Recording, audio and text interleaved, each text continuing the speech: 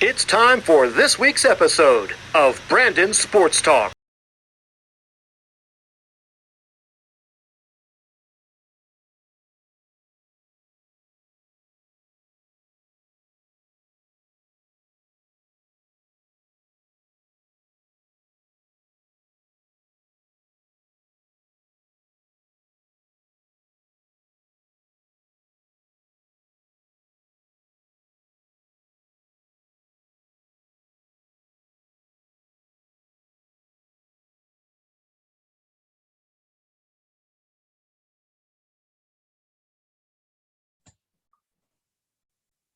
Welcome back to Brandon's Sports Talk. In today's episode, I have the privilege to interview UNC Asheville's assistant women's basketball coach, Paige Love. How are you doing today? I'm good. Thanks, Brandon, for having me. Really happy to be here tonight. Thank you. Can you talk about how you knew that you wanted to get started in coaching college women's basketball?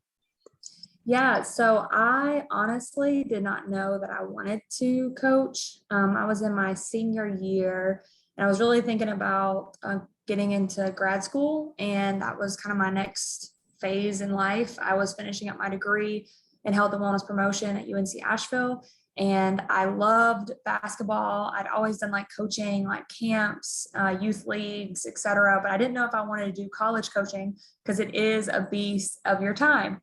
So I had this great professor. She used to play college basketball, Dr. Rote at UNC Asheville, and she helped me kind of push myself to go to grad school. And then she said, hey, you can be a GA or you can be a TA. And I was thinking about being a TA, so that would be non-basketball related, or go be a GA, which is a graduate assistant, and work with the women's basketball team. After my senior year, I went to the Final Four to the So You Want to Be a Coach program, which is offered through the WBCA. And after that, I did a couple interviews and I was like, this is what I want to do. And I interviewed with Zenere Antoine at Texas State, and she offered me a graduate assistant position. And that's kind of how I got my career start, if you will. And but it wasn't like my hard and fast that I wanted to coach, but I've been doing it now, going on my fourth year. So it's been fun. What was it like playing for UNC Asheville as a player? Yeah, honestly, I think my story is a little bit interesting. I was recruited by Betsy Blows, who was the previous coach before Brenda Mock-Kirkpatrick. And then she got let go basically the end of my senior year, and Brenda Mock-Kirkpatrick got hired. So brand new head coach, my freshman year, we were not good at all. We were like 2-26. We didn't have a good record. We had a lot of injuries.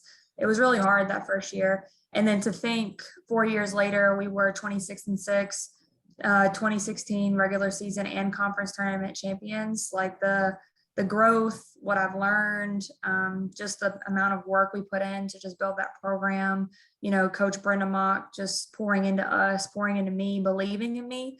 She didn't really have to keep me around. I wasn't one of her recruits, but she really poured into me, and we turned Asheville into one of the powerhouse programs into the Big South, and that was a collective effort. And Coach Honey Brown, who's now the head coach at UNC Asheville, was part of that process. She was my guard coach as an assistant, but my career was not all sunshine and rainbows. I was honestly a role player. I was a glue kid. I was the energy player, tough, competitive. But I really felt like I became a better Paige throughout my 4 years, from the basketball floor to leadership to learning and developing into who I am today, developing into a Christian student athlete. I had a great experience academically with, how Asheville approaches academics and how there's a lower ratio to professors and students. So I developed great relationships with my professors. I had a great experience at UNC Asheville. I think it fit me, and I think it's all about the fit. That's what I really stress to recruits now, is that go where you're loved, go where you're wanted. And I could see myself leaving my legacy at UNC Asheville when I signed my paperwork, my NLI, or my National Letter of Intent. And I felt like I did that. I felt like I left it all out there, and I was ready to go on to my next phase of life. What was it like getting to put on that blue Asheville jersey as a player? Yeah, so I was number 30. Not inspired by Steph Curry, but I was number 30. And, it was just great. Like, again, it wasn't all sunshine and rainbows because we were not very good my freshman, my sophomore year, even we started turning the corner my junior year. But my senior year was incredible. I mean, we set so many records. I think we were 9-1 to start, and that was the best program record in a while. To win championships is really, really hard. To win is really hard. And we did that, and we had a great group. But I remember putting on the jersey, but more importantly, I remember my teammates. Like, I'm still really, really close to a lot of them, and all those relationships that were built there and the memories. That's what I remember most, more than just the basketball games. Of course, as you talked about having the number 30 represented by Stephen Curry, is there a player in the NBA or WNBA that you represented your game after during your playing career? It's a good question. I don't think so. My dad really always preached that I can control three things: attitude, effort, and energy. And I really just try to focus on that. Again, I wasn't a rock star by skill means. I was just really tough, hard nosed. You couldn't outwork me. That was kind of my mindset. There wasn't really a player that I embodied. I just tried to control those three things as much as I could. What were some of your accomplishments as a player at Asheville? Probably the most famous one is the half court shot that I hit my sophomore year. That was on Sports Center Top 10, and it was over Furman, the home opener my sophomore year. It was my first Division I win as a sophomore, because we didn't win any Division I games as my freshman year. So my first Division I win as a sophomore. Coach Mock's first Division I win was a half court shot to beat Furman at the buzzer. And that was really cool. We had to get a big defensive stop. Brittany Gwynn tips it out to me. I took one dribble, fired it, and it went in. And then everybody went crazy, tackled me. It was really fun. Personal accomplishment. But what I think is that we built a legacy at Asheville. The senior year accomplishments that we had as a team, that was something I hold on to. That championship ring is something that I always go back to, and that team was really special. We were all about each other. It was for each other, which is our mindset. And we didn't care about who scored the points or who got the accolades. As long as we got the win, that's what we wanted. And that year was incredible. What was that feeling like obviously, and what was going through your head when you shot that last shot on the buzzer beater and had that championship ring on your finger? Yeah, so the half court shot, I think I took one dribble and I fired it off, and about halfway I said, oh my gosh, that might go in. And then when it went in, it was just crazy. I mean, the adrenaline rush that you feel is just insane. And then everyone tackling you. I had bruises on my hands. The video was awesome. I mean, it's a great fun fact that I can say, those icebreakers that they do. What's your fun fact? That was really cool, just special. You just don't have a lot of those happen, where you hit the game winner, much less if it was a buzzer beater behind half court. That was pretty cool. And then to see it on Sports Center the next day was awesome. But the championship was really cool. We actually won the regular season in Justice Center, which is where volleyball plays all of their home games now. That was really cool over High Point. And then we won the championship, the tournament, in Kimmel Arena. So at home, winning the championship. It was in double overtime against Liberty. That was we were rolling that year, and to get your name called on the when they announced NCAA tournament bids, and to see that we were playing Kentucky and see your name on the board, that was awesome. And that's where I want to go back. And I know that's Coach Brown's vision here at Asheville, is that we want to get back, that we are having NCAA tournament bid and we're on that board, and that we are playing in the tournament. That's what we want. What was it like as a player going to the NCAA tournament bid? Honestly, it was really nerve-wracking. We had never been there before, and I thought it prepared them for the next season when they played South Carolina in the tournament. I don't think everybody was as shell-shocked, but honestly, we were so just we felt like we did everything we could, like we got to the moment, and I don't think we put our best effort forward when we played Kentucky based on the score, but just to accomplish what we did that year. We set a lot of records. That team was really special. And, not that we made it because we got to the tournament, but I felt like that's kind of how we felt. But just really, really great times. What was it like leaving UNC Asheville to go to Texas State to become the assistant coach? Yeah, so I'd never been that far away from home before. You know, I'm born and raised in Wilkesboro, North Carolina, which is about 2 hours from Asheville.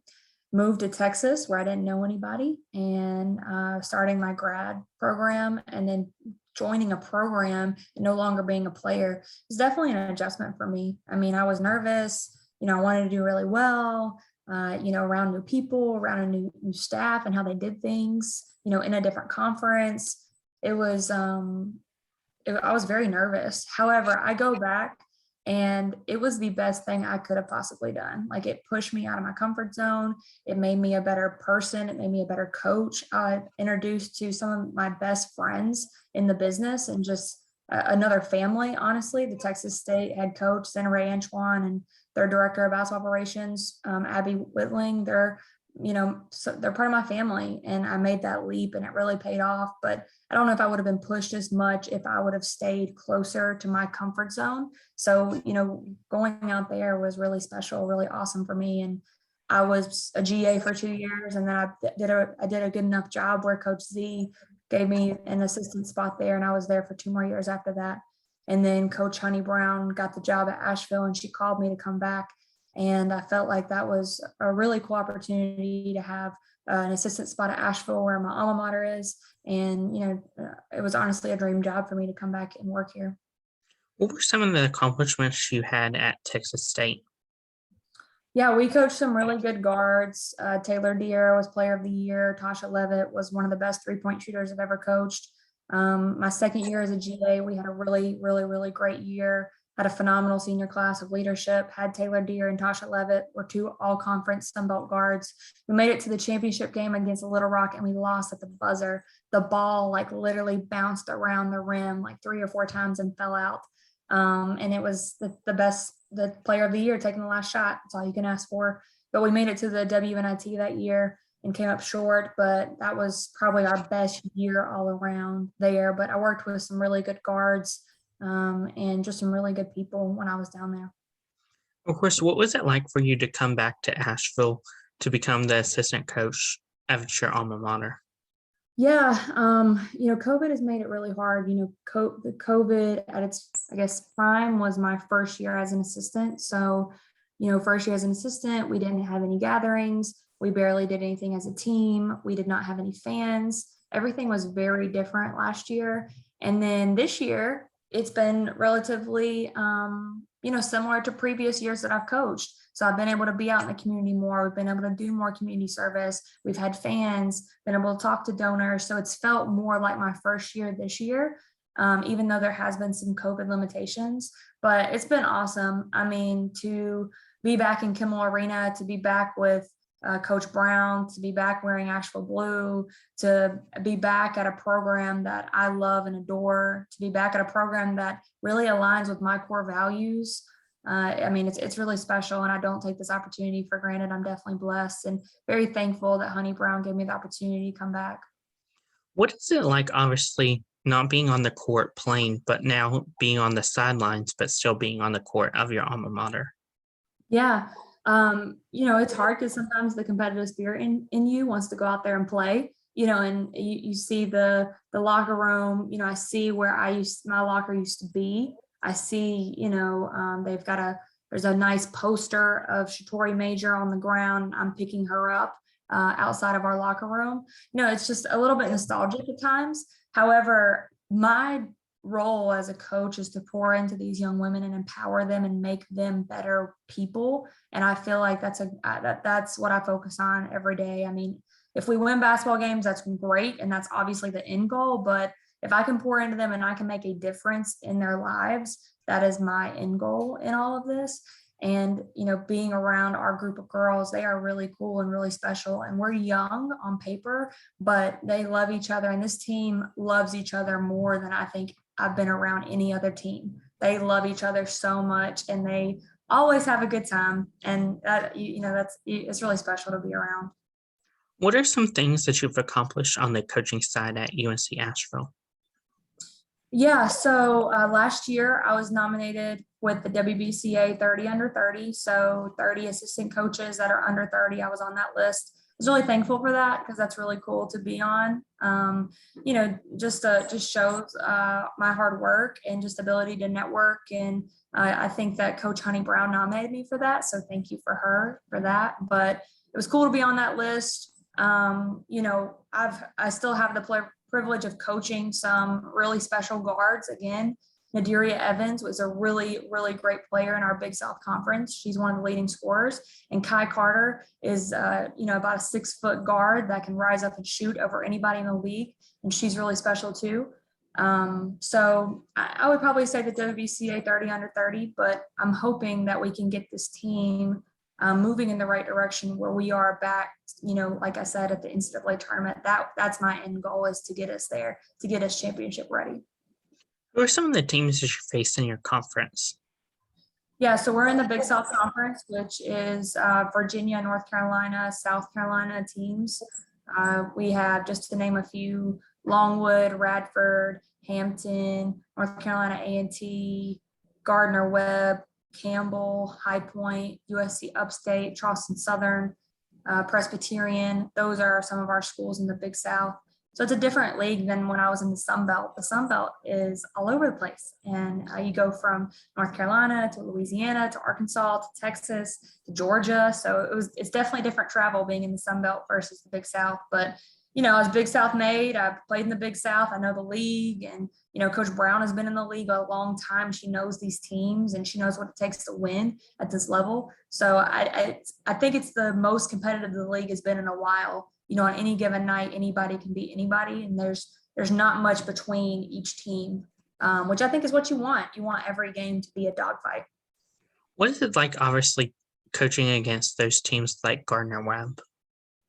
Yeah, Gardner-Webb, they've done a great job. They play pressure defense. They've got really good guard play that can attack and get downhill. They've got a really good shooter. They're pretty balanced all around, but you kind of form an identity for each team in the league. And, they really own that identity of pressure, disruption, rebounding, being able to get downhill, and then also spread you and shoot the three. So, they have a different identity than High Point, and Longwood has a different identity than USC Upstate. So you kind of form your identity as you go. And I think that's what makes conference play special, is because it's your job to prepare your team to day in and day out face the different identities of each team that you play, because you could play, half court based team that doesn't press at all on Tuesday night. And then on Saturday, you're playing against, all out junk defenses, don't run any offenses, just run dribble drive. And you have to prepare your team each time to be able to be adaptable and flexible and scout. We really scout a lot, and Coach Brown does a great job of scouting and, being particular and how she manipulates our players and how we're guarding to accommodate those different identities. What is it like, obviously, getting to play those local teams like Gardner-Webb and High Point versus going, let's say, in the other conference where you travel a lot? Yeah.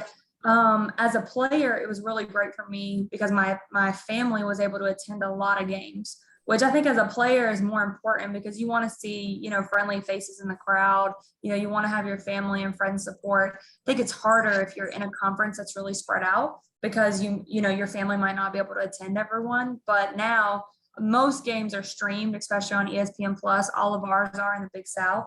I enjoyed that as a player because my dad was able to come to a lot of those games.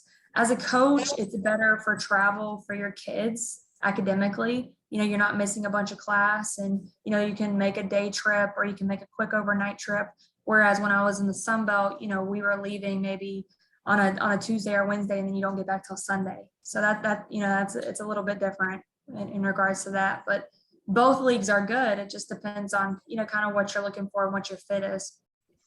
What does the recruitment process look like for prospective student athletes looking to play college women's basketball?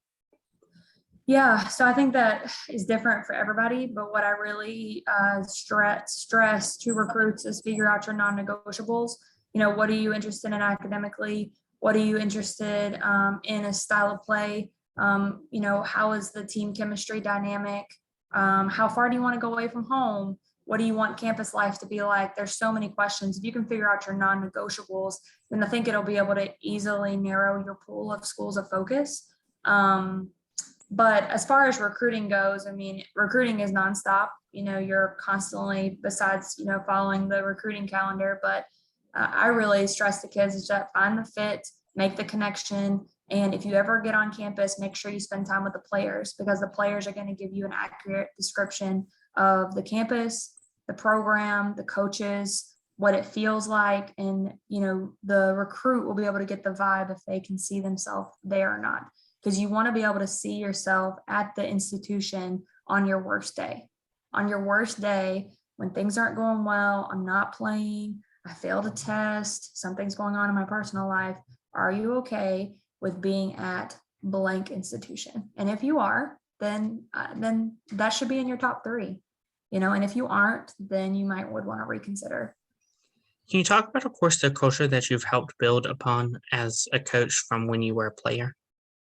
Yeah, Coach Honey Brown's standards are outwork. So we're going to outwork people. We're not going to be outworked, and that's across the board. Build, she says, we want to build on each day. So honestly, last night we took a tough loss to High Point. We led majority of the game, and in the last 2 minutes, we didn't execute as much. This morning, she texts everybody and says, today's a new day. Everyone, it's our off day. Everyone rest up. Make sure you take care of your stuff academically, and we'll get back after it tomorrow. So we want to build on what happened yesterday. We'll watch the film, we'll get back after it, and we'll get better. It's not necessarily this, but you win some, you learn some. Well, we've got to constantly build and keep getting better, because if we stay the same, then we're not building, in a sense. And then the last thing, which I think is the most important thing, is FEO, which is for each other. Being a good teammate, taking care of our teammates, making sure that we are not self-centered and that we are constantly thinking of others, servant leadership mindset.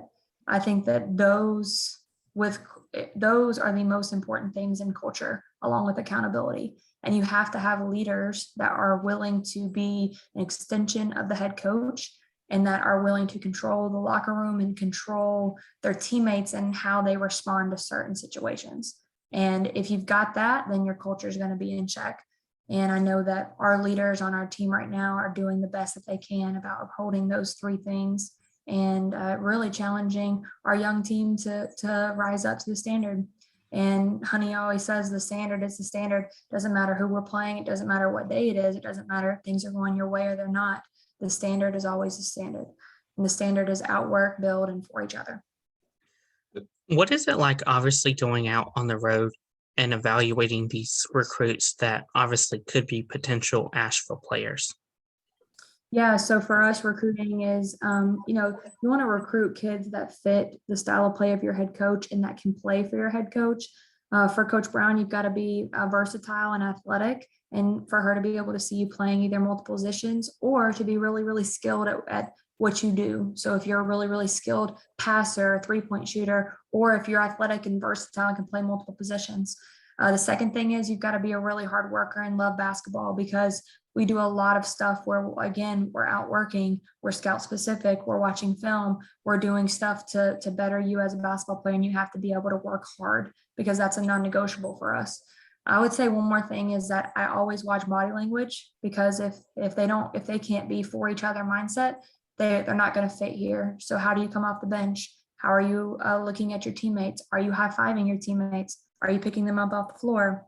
Are you looking at your coach? Are you disrespectful to referees? Those are really, really important. And then last but not least, can you be coached hard, and can you follow directions? That's a big life thing. Do you listen to your parents? Are you asking multiple questions? Do you listen to your coach? Because we're asking all those questions to parents, to coaches, to high school AAU coaches, to people that just know you. If another coach in the conference and I'm a recruit, hey, what's Paige like? What is she like? What would you think her weaknesses are? And, if people are raving about you in your inner circle and outer circle, then I think you've done your homework and you've tried to see any potential red flags. Because if you see a red flag, you should probably trust your gut. Of course, what does the official visit look like at UNC Asheville for these prospective student athletes? Yeah, we try to spend as much time as we can with the potential recruit and our players, because again, we think that it's really important that they see themselves with the players also see themselves fitting in with the recruit. So we try to do a lot of that, a lot of team building. We try to get them to watch, us interacting with the girls, whether that be in a team building scenario, whether that be at dinner, whether that be with a workout or a practice. We try to spend some one-on-one time with them along with their parents. I know it's very educational because of the campus tour and academic meetings, and we fit in a lot of different stuff, but we really try to be authentic and try to give them our true selves. And this is what it's like. This is what it's going to be like. I don't think Coach Brown sugarcoats anything, because what you see is what you're going to get with her. But we try to make it fun, but also very realistic what it's going to be like. Again, on your worst day, do you see yourself at UNC Asheville? Because you've got to be able to do that, because it's not always going to be sunshine and rainbows. There's going to be hard times. And we're a family and we're going to be there for you, but you also have to be able to be okay with where you're at. And we're also going to be a big support system, because I do believe that we strive to be a family here, and we are constantly checking up on our kids. Coach Brown does a great job of that. She's constantly checking up on them, making sure they're okay. What do they need? Building them up, giving them confidence. She loves to tell jokes. She loves to send gifts in our group message, or GIFs, however you want to call it. But, again, what you see is what you're going to get. I don't think we do something spectacular on official visits besides being us, being on time, being prepared, because you have to be prepared as an assistant and the head coach of what are Brandon's non-negotiables? What do we need to convince Brandon of that he can see himself fitting here? And how can we eliminate any doubt? So when he leaves, we can constantly remember, we can constantly remind him of how great he felt at UNC Asheville. Of course, what is it like as an alumni of UNC Asheville and as a coach, seeing those players try on that royal blue jersey and seeing if they feel at home in the UNC Asheville colors? I think it's cool, because I always tell recruits, like, hey, I'm going to keep it real with you. If you have any questions about the experience at UNC Asheville, just ask me. I think that recruits will sometimes want to ask the players currently instead, because I'm getting older, and I don't know if people, are listening to that as much. But I do think it's cool, because I think it's a great advantage for me as a recruiter. And I can relate back to my experiences, and I can call upon times when, I majored in health and wellness, or I stayed here in this dorm, or I played in this arena, or, hey, we're walking down the hall to the locker room and the coaches joke, the other two assistants joke that they see me on the wall. So I can constantly make those efforts to remind them. But at the end of the day, they're going to feel you're going to feel it. You're either going to feel it or you're not. And, we say all the time, if you don't feel it, great, let us know. We're still going to be cordial. Brandon, it was awesome getting to know you and your family. We wish you the best of luck. And then, we'll go on to whoever's next. But it's no hard feelings in recruiting. And to me, that's a red flag if someone does that, because that means they're not being genuine. And I think we do a really good job of being genuine. If you choose another school, we are really genuinely happy that you chose that school, because that you thought that was the right fit. What advice would you give those college women basketball players looking to go from high school to playing in college? Yeah, I get this question a lot, especially from younger kids. Some of the things I talk about is getting in the weight room, because when I got in the weight room in high school, that really changed my game. Play against bigger, faster, stronger. So if that's guys, if that's you're playing against a really, really good player on your AAU team, however you can, to continue to strengthen your skills and make yourself uncomfortable. The next thing I would do is to do your research on schools that are recruiting you, and make sure that you have questions ready when the assistant coaches ask if you have any questions, because that's the only way that you're going to continue to learn. And then my last thing is stay in the moment. I think everybody wants an offer. Everybody wants to tweet, blessed to receive an offer. Well, how about this? Let's go back to what, Coach Brown talks about with her 3 non-negotiables of our program. How about you be the hardest worker on your team? And if you work really hard, hopefully that offer is going to come. And then second thing, how about you continue to build your game? You don't have a left hand, work on your left hand. A lot of high school players get offers, but they still only have their dominant hand. So why not continue to build on your game? And last but not least, stay in the moment with your teammates. Be a great teammate.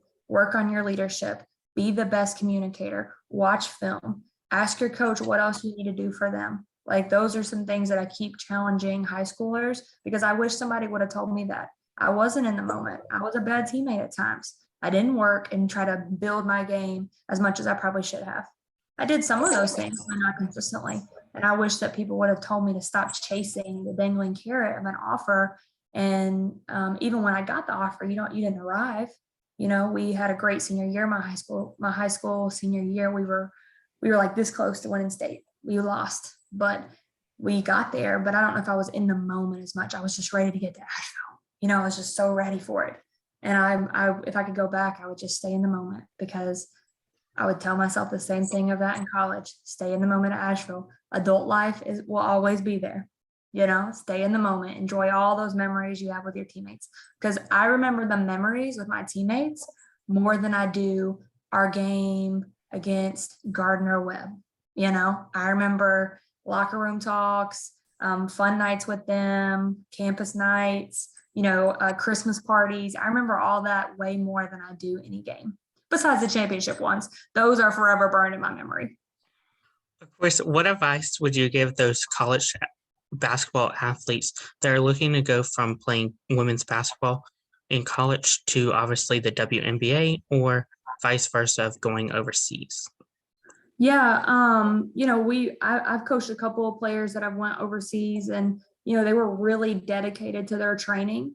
And I think that if you want to experience pro life, you have to train and be like a pro. So you have to eat like a pro, train like a pro, be in the gym, watch film like a pro. Like your mindset is now, how can I protect my body so that my body is my tool for the games? And then how do I recover? Same thing. Your body is basically your ticket.